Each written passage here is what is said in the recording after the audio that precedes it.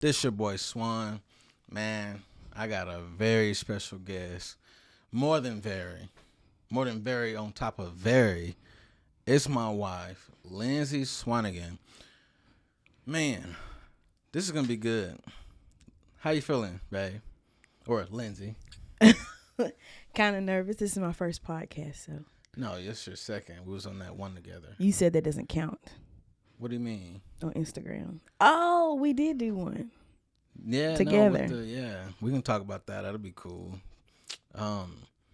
Yeah. So usually how this work, I know. Hey, my wife, she don't really be listening to podcasts. I'm just throwing her out like that. But this is gonna be really good to go deep. Maybe some questions I've never even asked about it. So how we do it here, Miss Lindsey, is we go back why you're even doing what you're doing right now from. And you'll get to tell it and introduce yourself. Let's just start with that. And then we're going to go down deep and some detox stuff. Okay. Nobody's cried yet, but we could go there. You already know I cry a lot, so why would you even say that? Yeah, so this is going to be good. Insane. Hey, I'm loving this already. So let the people, you can look at either camera or not at all. Okay. And just, who are you? Like, what do you do day to day? What's your business, where you came from, but just a little intro. Okay, my name is Lindsey Swanigan, formerly Lindsey McDaniel, for those who know me before I got married to Deondra. I am currently an 8th grade math teacher at Conway Junior High here in Conway, Arkansas. I've been teaching this is my 6th year. I've taught in other places, Fort Smith, Arkansas, and Little Rock, Arkansas. I met Deondra in Russellville, Arkansas, at Arkansas Tech University doing our undergrad, and we've been stuck like glue ever since. I am the CEO owner of Swan Academics, which is my educational consulting and tutoring business. I've been running that this is going on we're about to make 2 whole years of Swan Academics. 2 years. Yep. Also, I am currently working on my PhD in leadership for equity and inclusion in K-12 education. I just submitted chapter 1 of my dissertation last week. Come on. Last week. And I still have 2 more years to go, so I should be proposing my dissertation sometime in the year 2026. Hopefully, I will be starting to run Swan Academics as my main source of income. Looking about leaving the classroom and public education in general, just because I feel so confined in those walls of public education and not being able to do what I truly want to do. So that's mostly about me. Man, that's good. Hey, PhD right there. Man, Dr. Swan. Don't start. Can I call you that? Sure. Man, Dr. Swan. Got a nice ring to it, don't it? Got a nice little ring.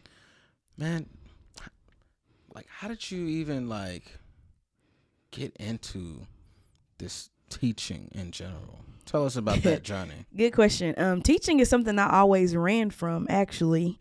My mama is a early childhood educator of 30 plus years. I saw her working with kids, and I was just like, that's something I do not want to do. I don't know. I just ran from it. I don't know why. I guess seeing her work with those littles all the time, that just wasn't for me. So I kind of strayed from it. So I pursued a degree in biology in hopes of become a doctor, medical doctor, not the one that I'm working on now. And then I just felt a void, working in the hospitals and stuff like that. I'm a very sensitive person. So working in a hospital on a cancer floor or in the ER, that's not for me. I take on too many emotions of others and put them on myself. So that's something I was like, maybe I should not be doing. It's a crazy thing though, when me and Deondra got married, he was already living in Fort Smith, Arkansas. I was living in Morrilton with my parents.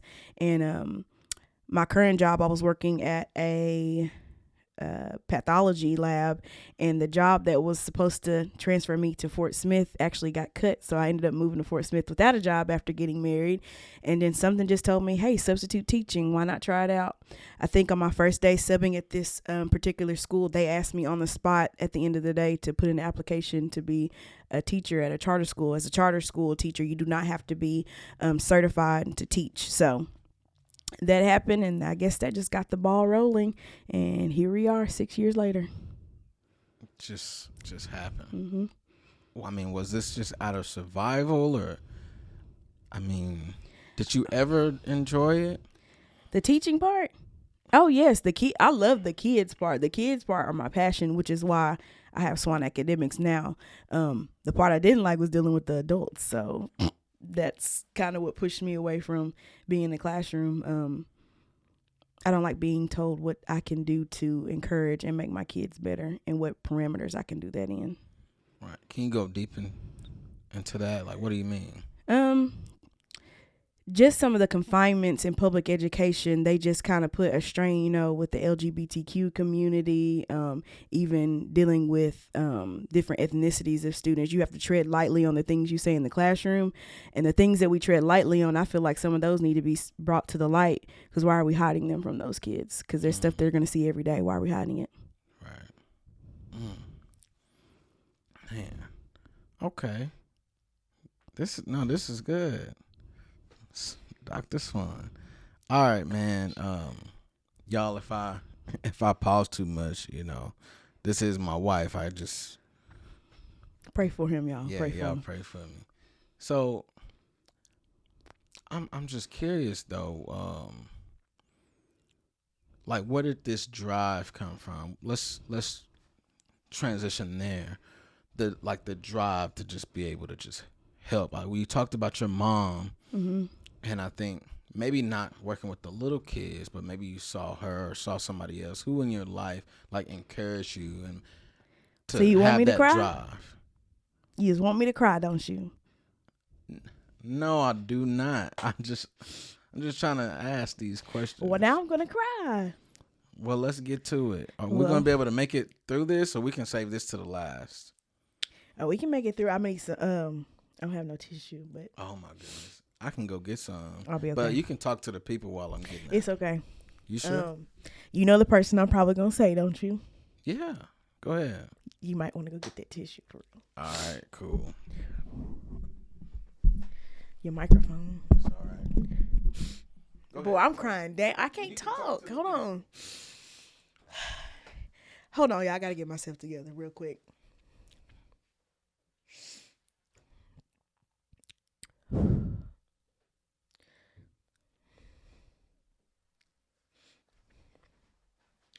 You brought the...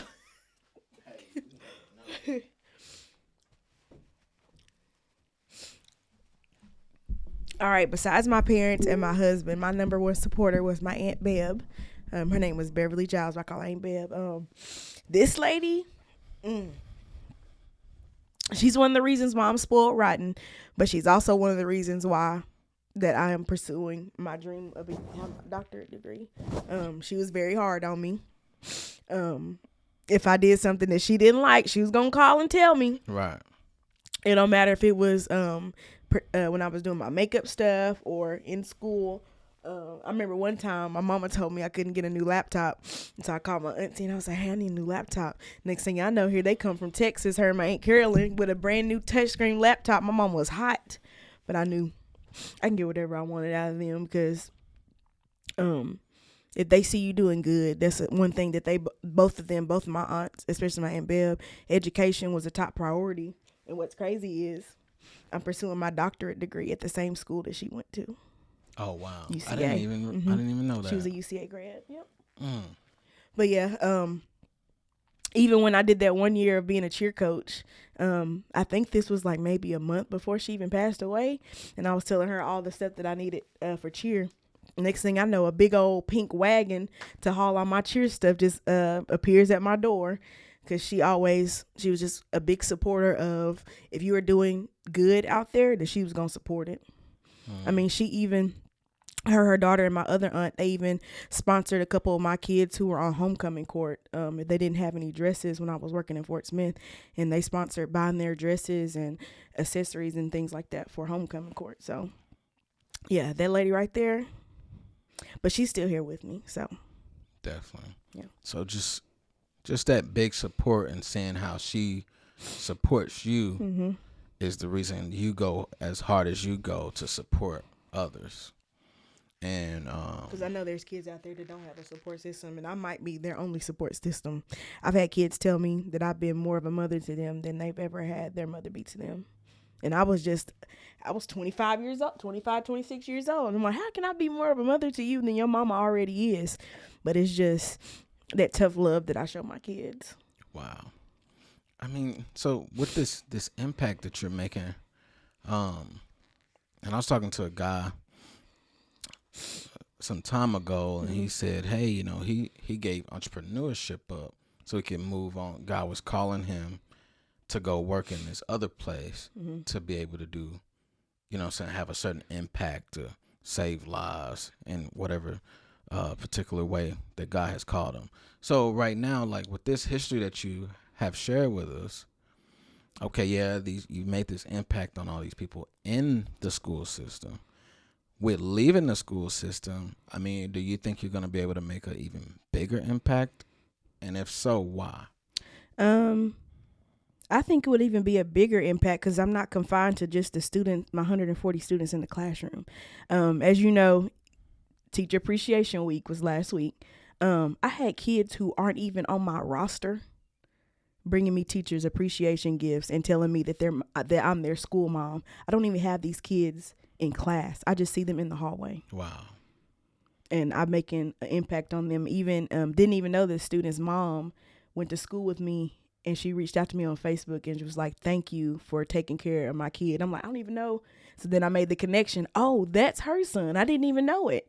And I was making an impact on this kid's life, and his mama reached out to me not even knowing she knew who I was already. Wow. Mm-hmm. Wow. I will say this year with Swan Academics has been probably the best year out of the 2 years that I have been tutoring.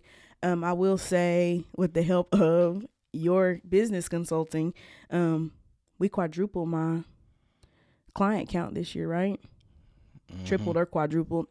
We've had multiple kids reaching out, but there's just so many I can take on with my load with being a full-time teacher, Swan Academics, being a musician, and working on my doctoral degree. So there's just there's a lot of things that hindered that, but we're still pushing strong. But I will say one of the biggest rewards was when I went to parent-teacher conference with one of my students, and he went from last year making C's and D's to a straight B student, and the look on his mama's face when the teacher told him he was on the B honor roll or that he all B, she was just in shock, and she just kept saying, thank you, Miss Lindsey, thank you, thank you, thank you. And I only worked with that kid. I worked with him maybe 7 months. Wow. Mm-hmm. And that's the impact I made in 7 months. That's awesome. But I give all the glory and honor to God first for allowing me to even do that. That's awesome. Man, the name of this podcast, Design Detox with Deondra,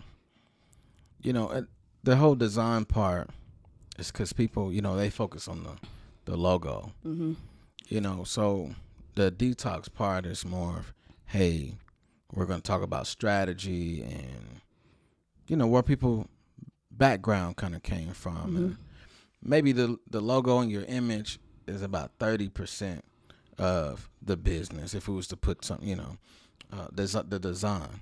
And then the other 70 or 80 for some is all the other stuff. Right. And that's why we're here. And we can talk a little bit on how we kind of even restructure. Of course, I made the logo and all that. And we went through some goal setting stuff.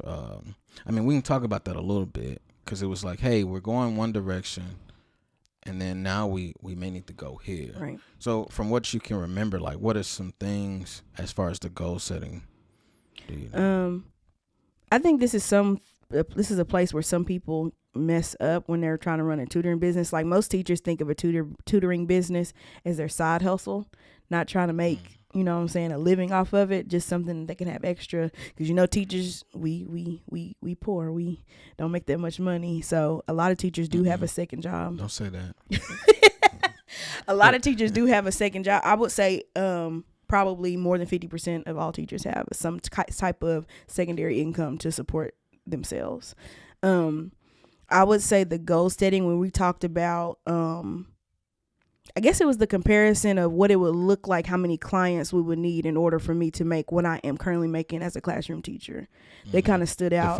The financial goals. And then just splitting it up to see how many students that would be per semester, how many hours a week, how many hours per student. I think that was something that kind of broadened my horizons of maybe, Swan Academics could be my primary source of income, not just a side hustle. That's right. Man, I like that. Just kind of helping people. Like we have to have a goal, or else then what are we doing, right?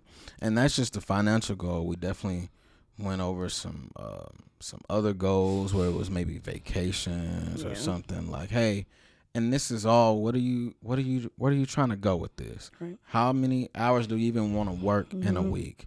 Then that's going to determine how many maybe clients that you would want to have. Based on that, how many clients you have, how much do you need to make per client? And then that value that you're even given and that impact. I mean, you're already so much impact. Sure, you could charge $1,000, but then I know then we're in a space too where you got these single moms, right? And maybe we can even speak to that. That's really, when you're thinking about these goals, like thinking about that mom, or maybe tell another story on that single mom. Which is crazy because my student that I was talking about, his mom was a single mom. That's crazy. Mm-hmm. Yeah. So, how many single moms are like out here doing their thing? It's a lot, but I'm pretty sure a lot of them, are looking for the outsource of, the tutoring. Because when I tell you kids are struggling, I mean, I've seen kids in the 11th grade and not even being able to read, fluently. Yeah. Yeah. So there's a gap. Yeah. I mean, and talk, you know what? Look, I know a little, hey y'all, I know a little bit because I'm married to a teacher, but what's that?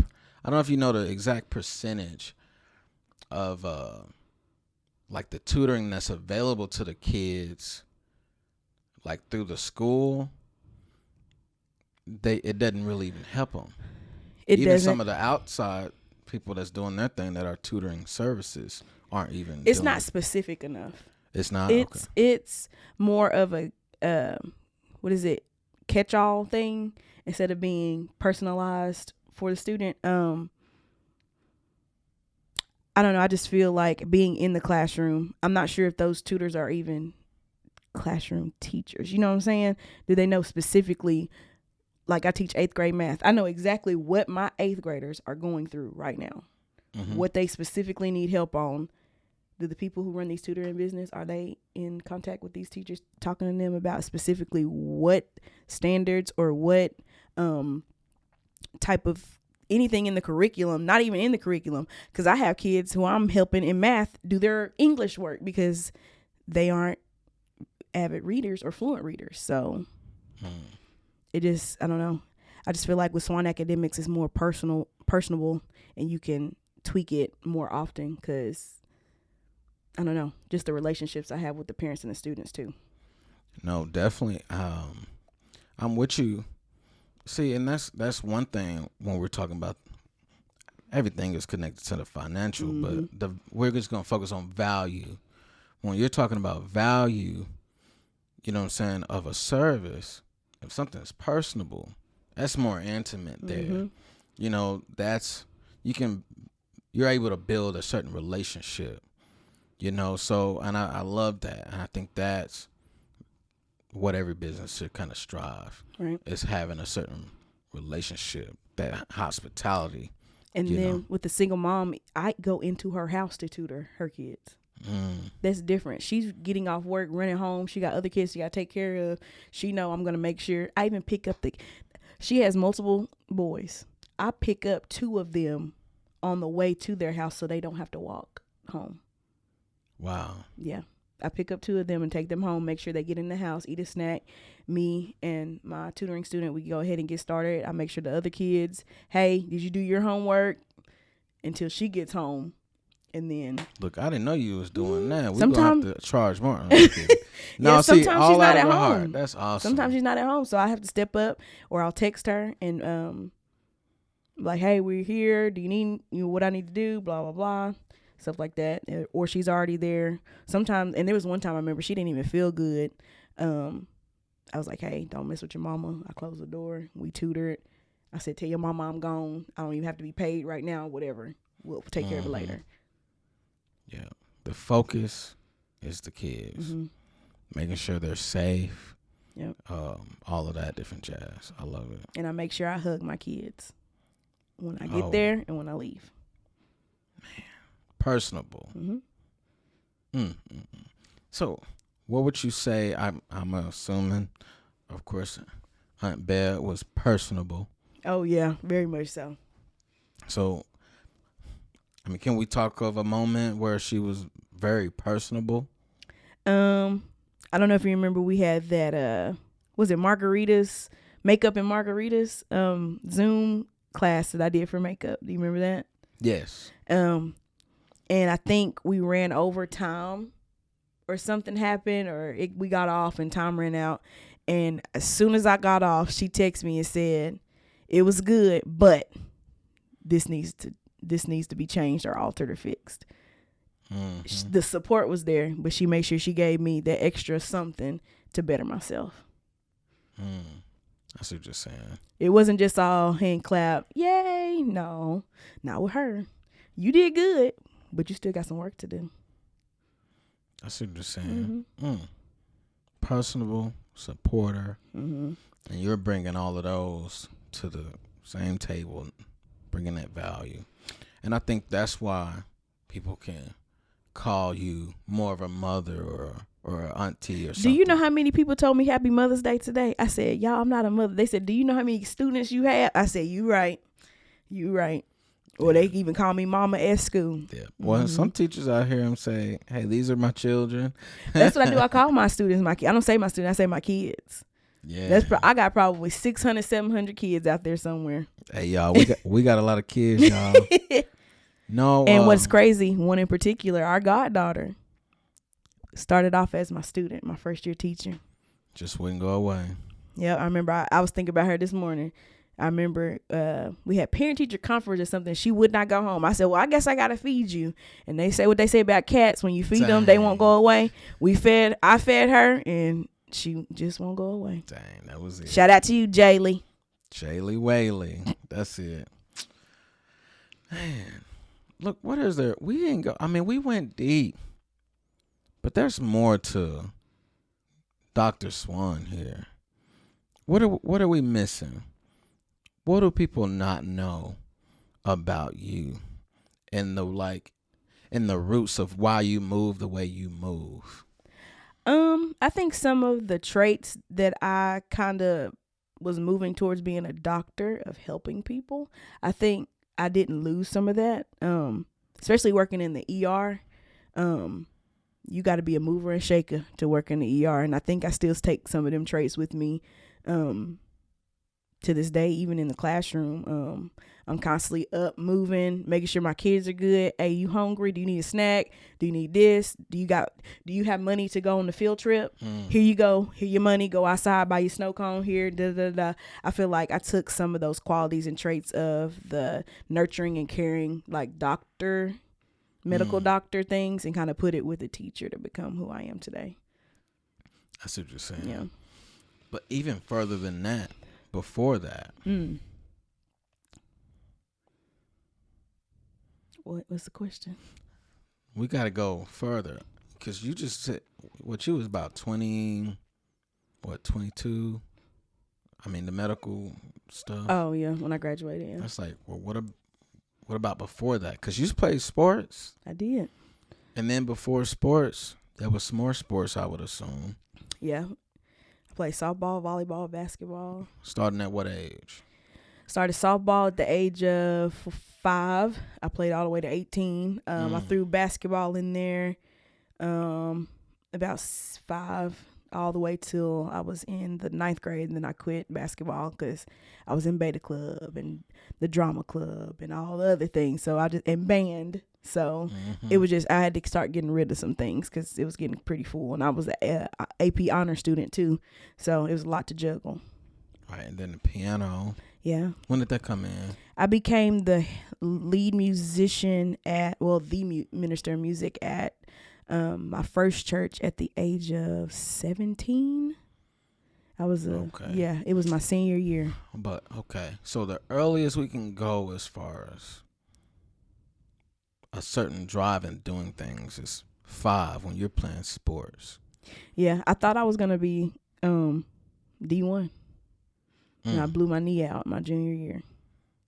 Right. Mm-hmm. Dang.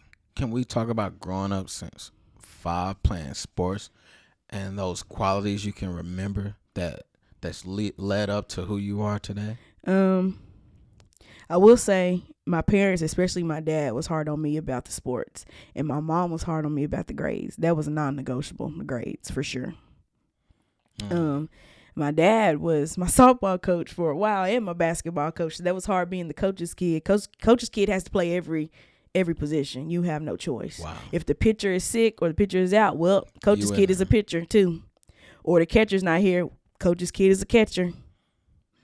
Dang. Yep. So you just have to, coach's kids get a bad rep sometimes because they like, well, that kid always gets to play. Well, you don't know what kid didn't show up, so the coach's kid has to play. Got you. When you were just saying that, all I could think is entrepreneurship. Yeah. You know, it was like, it's kind of, I mean, although it's overwhelming for you, maybe it's like running a business, starting off, I just got to do everything. Mm-hmm. I mean, but thankfully for Swan being here, I don't know how much easier, we can't necessarily gauge that, but it made it. But I definitely kind of let you do your thing at first. That was rough. Because, I knew I couldn't get in the way. And it's funny, I was reading in the Bible today about, and I had you read it a little bit, my little devotional. Like, we can't, what's the word? Maybe we're a burden or whatever to people when we step in the way of how God is trying to move, you know what I'm saying, people. So I knew even in business, I mean, in growth in general, personal, professional, I kind of have to be out of the way a little bit, you know. That's true. Let you see how it runs and all that different jazz, and then say, hey, let's package this up. Let's increase those prices. Let's get some goals. You know what I'm saying? Why do you do what you do? You know what I'm saying? And that's one thing we missed. That was really cool going through that with you. With, hey, if you don't reach this, how are you going to feel? How's your husband? How's your family going to look at you? I will say that questionnaire. Was that a questionnaire? Yeah, it was like a little questionnaire. That was kind of hard. It was deep. Mm-hmm. I mean, and it had to be like people, they just get into business and they want this flashy logo and they think that's the little badge to get them everywhere. And it was different for me because I was your wife. I was like, oh, that's my husband. He's supposed to do all that for me without me having to put any work in. It's just what he's supposed to do for me. No, because then my business wouldn't be running the way it is if I just got to hand it over. Yeah, and I was wondering why you being a little stubborn there. I got upset for a while. No, because I almost pushed it because I told you. He told me you might not be my ideal client. I was offended. And you still may not be. I may not be. And that's but we're why making it work for now. Yeah, and I was like, you may need to find you another designer that's more in, with that niche that you're trying to do. Of course, I can take care of it. I can tell you the business stuff. But maybe, and then we still probably looking at that. But hey, there's levels to it. And that's why I wanted you on here. Those early beginning stages are crucial. You said 2 years. And the first year, you was doing whatever X amount. And then you we forgot. Before I even started Swan Academics, remember, I was tutoring my nails techs kids at the nail salon. Dang, you so right. That was even before Swan Academics started. And that was the start. Yes. And her daughter has made straight A since. Mm-hmm. Making impact, man. So that's super dope. Man, we went a little bit of everywhere. I always say my little last question, but I'm not going to ask now. And it could lead into more conversations, but do you have anything else that you would like to add that maybe we missed? I got a question for you. Wait a minute. Yeah, remix. I don't know. People don't use. How is it question. having your wife as a client? I should be asking you. No, I asked you. You can answer. Man, no, it's been interesting. I would even say it's just being a husband, honestly. Mm-hmm. I think it's being a husband, knowing when to kind of not necessarily let you fail. You know, you're not my kid, but it's like, hey, she kind of got to learn, like we were saying Because earlier. I don't know the other side of it. Yeah, and it's the early stages. If you don't go through it, you would just never know. I can tell you all the time, but you was able to experience this stuff. Even to the point with that one client that may not even be a client anymore. True. You know, it was like, this is great. Look, I was so glad it was happening, and you were like, you know, but it's like, no, that needs to happen. You need to understand what a bad client looks like, what a good client looks like. All of this is data, so you can be able to make the adjustments. And that's why I say, even like allowing you to just walk in your path. You know, we're all called to whatever our calling is, and I only can make that better. And my decision, you know, even as a husband, or you as, you know, as my client per se, I have to understand what's best for you, you know, and maneuver in that way. So that's what I did there. Being able to ask, that one big questionnaire, when you was tired of all the questionnaires, I ended up creating this 10 questionnaire. Man, I think that was great. We was on a long trip, and you had time. I said, oh, this is perfect. I was mad. I said, she ain't got no excuses. She already took a nap. You can't take more. I take my naps. Just saying, it was like a 5 hour or something. It was a long trip. So it was like, okay, she got her nap in, or before she get her nap in, let's go ahead and knock this out. And it was great, man. We just kind of text back and forth. She was in the front seat with her dad. Oh, that was an 8-hour trip. See, so yeah, you know, you got your nap in, and then you couldn't really nap a whole 8 hours. So we utilized that time, man, and I think that was great, just being able to utilize some time to ask those tough questions. And a lot of them was about boundaries, knowing how to say yes and no, the little simple stuff. You know, that is really big, though. Just going through. A lot of people, they say yes so much. Now they're losing time. They say yes so much. Now they lost opportunity with somebody. They say yes so much, you know what I'm saying, that all these other things fall because they're just saying yes. That was me. And you got to understand, even in the beginning, though, yeah, it works like that. You say yes, yes, yes. I don't know the guy who said it. One of my coaches, he's always referring to the guy. He said in that first level, you're going to say yes a whole lot. And then the second level, you're going to learn how to say no. The yeses is because you got to get that data, you know, so. But anyways, look, I'm on my little rant, but that's it, though, to answer your question. So, look, what about you, ma'am, Dr. Swan? I feel like it's an advantage. Cheat code. It is an advantage because, you know, I can ask a business question while we laying in the bed about to go to sleep, and I don't have to pay for it out of, you know what I'm saying? Oh, man, you're funny. And, yeah. I would say, and then financially it's a good thing, but, I mean, we're pouring into each other, so that doesn't matter. That's right. So definitely some collabs coming in the future. You know, but hey, look, we're still young. God is good, and anyways, y'all be looking out though. You ready for my last question? I love this one. Okay. No, this is the top one. Okay. So the question I love asking everybody at the end, no matter how the conversation go, is, so like thinking about where you're at in your business and or personal, like who is it that you need, or what type of person do you need to connect with to be able to get to that next level? Or who would you like to, also on another note, who would you like to partner with?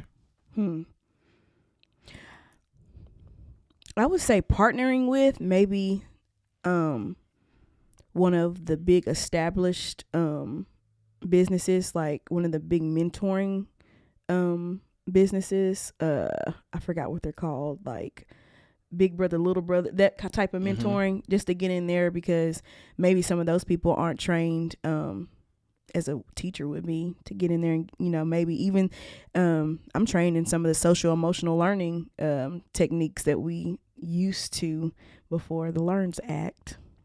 Yeah.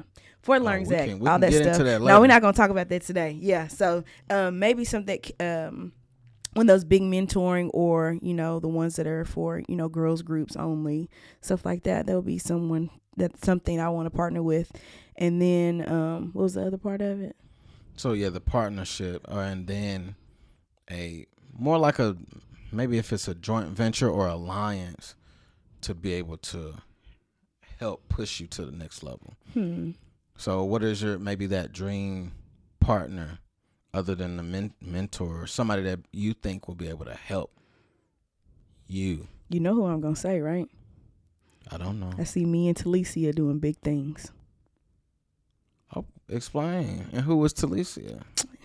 Well, if y'all know me, y'all will know who Talicia is. Talicia is my best friend since kindergarten. We have been both of each other's biggest supporters. She pushes me to where sometimes I don't want to go, and she was like, this is what you need to do, so you gonna do it. And there's no going back.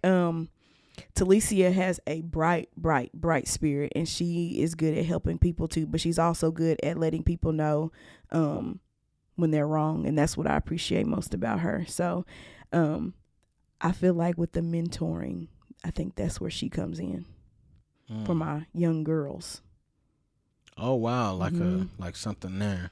Because there's already something cooking that she got, but I'm not gonna mention it. So I think us going together with that, yeah. I think I mentioned maybe doing a what was it? When we do our poster boards in the beginning of the year, that I wanted her to start doing some things, but I'm not gonna put her credentials and stuff out there. Y'all just gonna have to find out later. Dang. More to come. Maybe we can get her in here with us. She be tripping a little bit. Yes, that's all right. Maybe I have to bribe her. She gonna listen to this one too. She will be A-okay.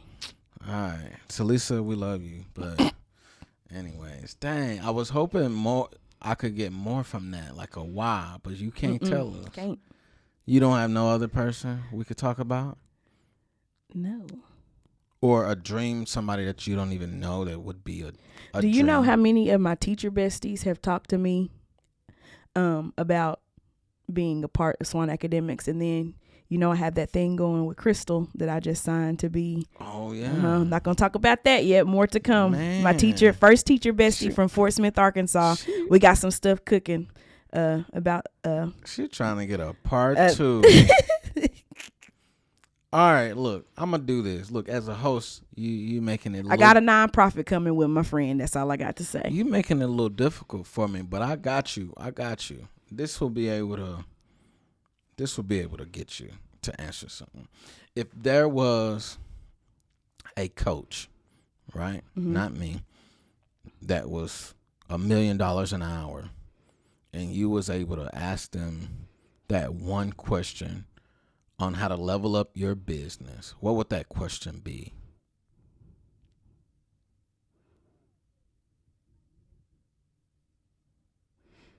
You got me stumped now. I know.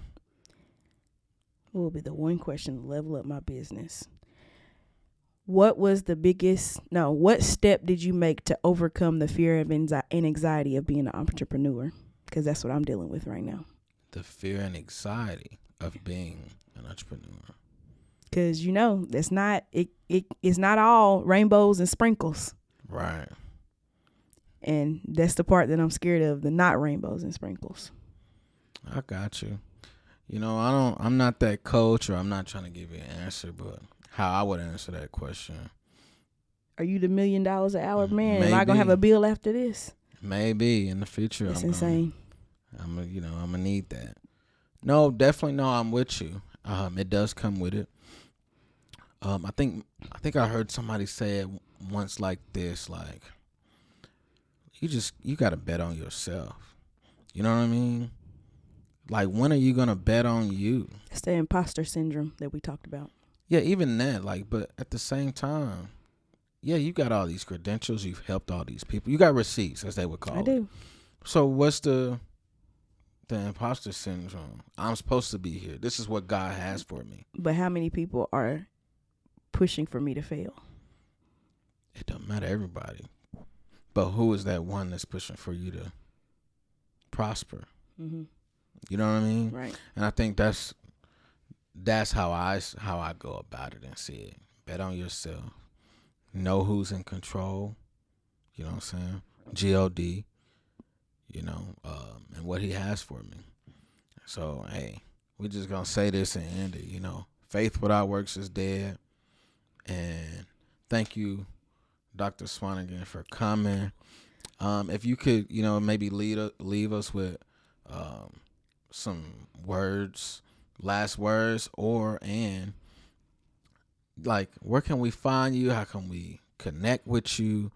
All that different jazz. All right. If you want to connect with me, my email is swanacademicsllc@gmail.com. I'm also on Facebook at Swan Academics. One thing that I probably would want to leave to say,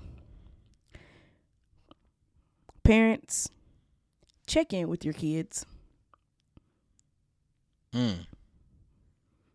Because there's some things that I know about your kid that you have no idea is going on with them. And that's because you don't take out the time to ask. Wow, that's good. Hey, be looking for part 2, because I got so many other questions, y'all. Because with that last statement, that was good. Hey, go check her out. This is good. Thank you, Miss Doctor. Here he goes. Dr. Swan.